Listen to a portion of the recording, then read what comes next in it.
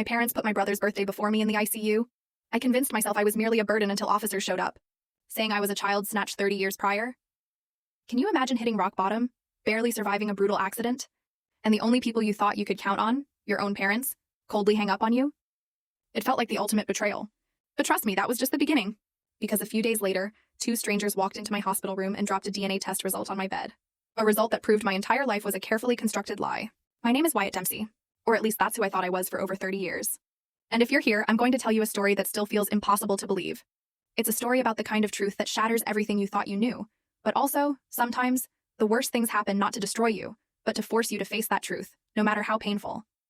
For me, it all began on a cold, rainy afternoon in the suburbs of Rockford, Illinois, when my entire world shattered in a single, terrifying moment. I lived in a tiny, rundown apartment in South Rockford. You know the type: faded red brick buildings, streets riddled with potholes. My place was nothing special, just a cramped living room, a greasy kitchen corner, and a single bed crammed against a window looking out at the highway. Every morning, I'd wake up at 5, pull on my navy blue work coveralls, strap on a hard hat, and drive my beat-up old truck to Rockford Metal Works. My job? Running the steel press, checking components, making sure everything ran smoothly. I never complained, never caused trouble, and always stayed late.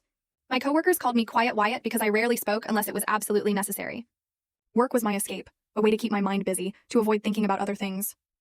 Like family, or what I thought was my family. My monthly paycheck was just enough to cover rent, gas, and a few essentials. The rest?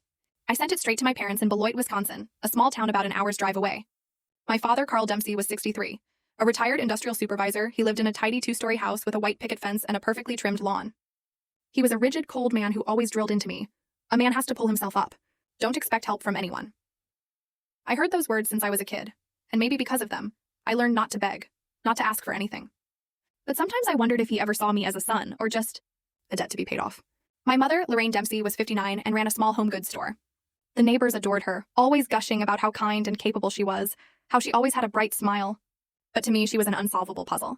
Whenever I visited, she'd ask a few polite questions, but her eyes always made me feel like I owed her something, like my very existence was a burden she had to bear. I didn't blame her. I just tried to do better, hoping one day she'd look at me without that unspoken weight in her gaze. Then there was Cole, my younger brother, 3 years my junior.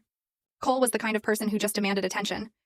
Tall, loud, always laughing, and full story video added in below.